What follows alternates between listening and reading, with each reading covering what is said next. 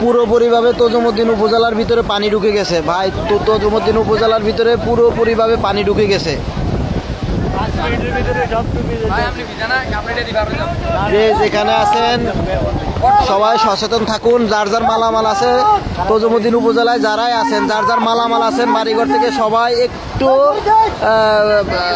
সতর্ক থাকুন এবং সেভ করার একটু চেষ্টা করেন। যার যার মালামাল আছে যেভাবে পারেন সবাই একটু সেভ করার চেষ্টা করেন।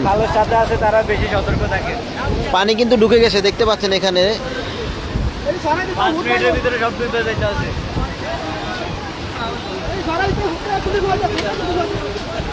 যারা এই টুরিস্ট গাইডের মানে খালের সাথে আছে তারা মানে সতর্ক থাকার জন্য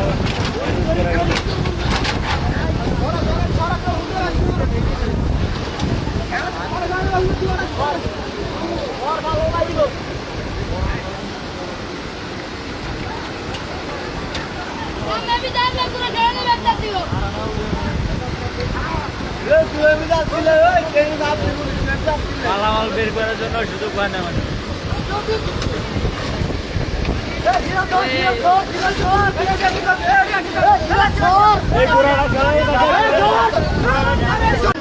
থানা বাড়ালে